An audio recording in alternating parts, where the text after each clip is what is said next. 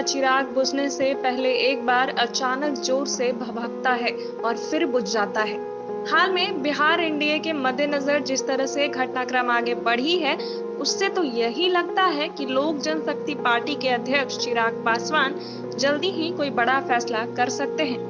बुधवार को जिस तरह से एनडीए को अटूट बताने वाले मुंगेर जिला अध्यक्ष राघवेंद्र भारती को उन्होंने अनुशासनहीनता का आरोप लगाते हुए कुर्सी से बेदखल कर दिया, इससे ये मैसेज साफ हो रहा है कि चिराग के तेवर तलक हैं और वे एनडीए को अपनी अहमियत बताने में लगे हैं। नीतीश चिराग में तल्खी और प्रहार। राजनीतिक हलकों ये चर्चा है कि चिराग पासवान और मुख्यमंत्री नीतीश कुमार के बीच रिश्ते सामान्य नहीं है। बताया जा रहा है कि वर्तमान विधानसभा में एलजेपी 2 विधायक हैं, लेकिन एनडीए का पार्ट होने के बावजूद राज सत्ता में इनकी भागीदारी नहीं है।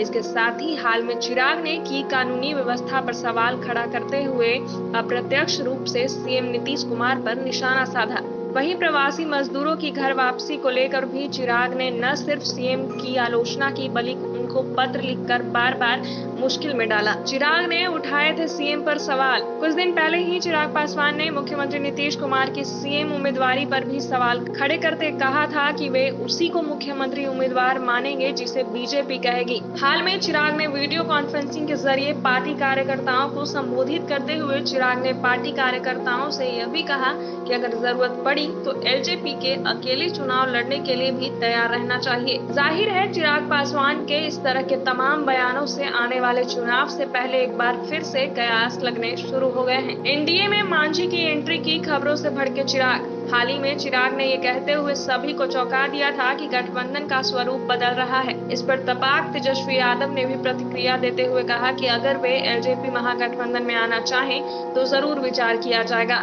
हालांकि राजनीतिक जानकारों का कहना है कि चिराग की नाराजगी सीएम नीतीश की उस चाल से है जिसमें जीतन राम मांझी की एक बार फिर घर वापसी की पृष्ठभूमि तैयार की जा रही है। इसके साथ ही श्याम रजक और अशोक चौधरी जैसे नेताओं को भी लाइमलाइट में रखकर नीतीश कुमार ये जताना चाहते हैं कि एनडीए में दलित नेताओं की कमी नहीं है। वहीं चिराग पासवान ने पार्टी के कार्यकर्ताओं को सभी 243 सीटों के लिए तैयार रहने की बात कही है। इस बात से भी नाराज हैं चिराग पासवान। जानकारी के अनुसार युवा बिहारी चिराग पासवान ने अपनी पार्टी की अहमियत को बढ़ाने के लिए लोजपा का एक घोषणा पत्र भी तैयार किया है। चिराग ने इसे लागू करवाने की मांग भी की। बताया जा रहा है कि ये घोषणा पत्र 14 अप्रैल को पटना में अंबेडकर जयंती के दिन एक रैली में इसे जारी किया जाना था, लेकिन लॉकडाउन के चलते रैली रद्द करनी पड़ी। दरअसल चिराग पासवान मानते हैं कि नीतीश कुमार इस एजेंडा को लागू नहीं करना चाहते हैं। कहा जाता है कि एनडीए को बिहारी फर्स्ट के उनके एजेंडे का ध्यान रखें और उसे लागू किया जाए।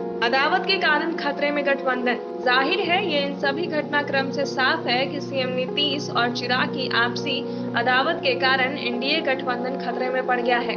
हालांकि माना जा रहा है कि इस समस्या को बीजेपी अपने स्तर से हल करने में लग गई है और बिहार बीजेपी प्रभारी भूपेंद्र यादव को इसको लेकर काफी एक्टिव भी है। वे खुद रविवार 29 जून देर शाम चिराग के घर पहुंचे और आगामी चुनाव को लेकर बातचीत की।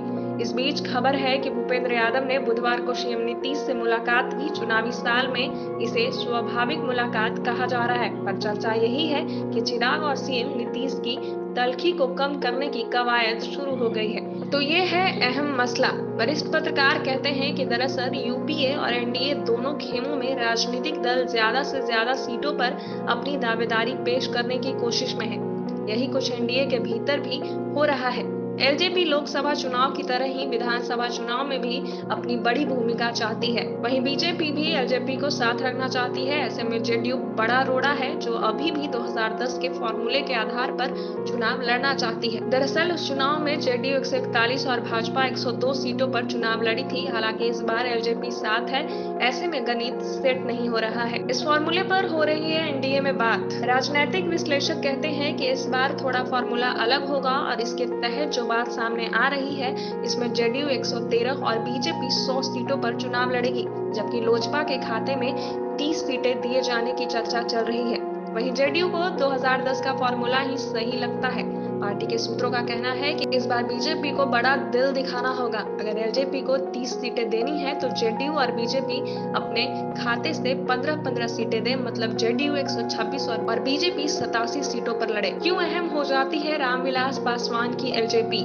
पेंच यहीं फंसा हुआ है क्योंकि एलजेपी 40 सीटों की मांग कर रही है। उसे लगता है कि दबाव बनाने के बाद गठबंधन को बनाए रखने के लिए भाजपा और जदयू उसे इतनी सीट देने को तैयार हो सकती है। ये बात भी एक बड़ा तथ्य है कि रामविलास पासवान का चेहरा भाजपा और जदयू के लिए नजरअंदाज करना आसान नहीं होगा। दरअसल पासवान के करीब 4% स्वजातीय मतदाता राज्य के 100 से अधिक सीटों पर सक्रिय हैं और वे आक्रामक वोटिंग बढ़ चढ़कर मतदान करते हैं। तो क्या सेतु का काम करेंगे रामविलास पासवान? रवि उपाध्याय कहते हैं कि बीजेपी जेडीयू एलजेपी के बीच सब विवादों के बावजूद गठबंधन बना रहेगा क्योंकि रामविलास पासवान केंद्र में मंत्री हैं, पीएम नरेंद्र मोदी एवं अमित शाह के करीबी भी हैं। साथ ही मोदी सरकार का कार्यकाल 4 साल अभी बाकी है। ऐसे में चिराग किसी भी कीमत पर एनडीए छोड़ने जैसा मूर्खतापूर्ण कदम नहीं उठाएंगे।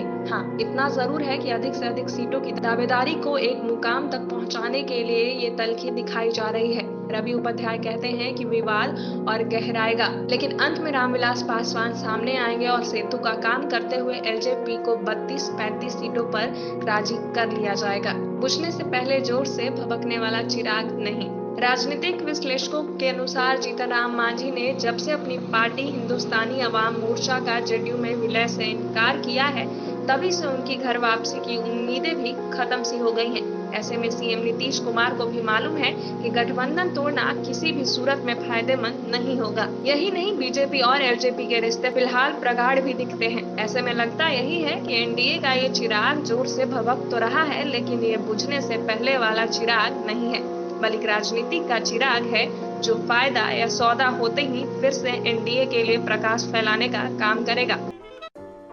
अगर आपको हमारा वीडियो पसंद आया हो तो इसे लाइक करें, सब्सक्राइब करें और साथ ही बेल आइकन दबाना ना भूलें।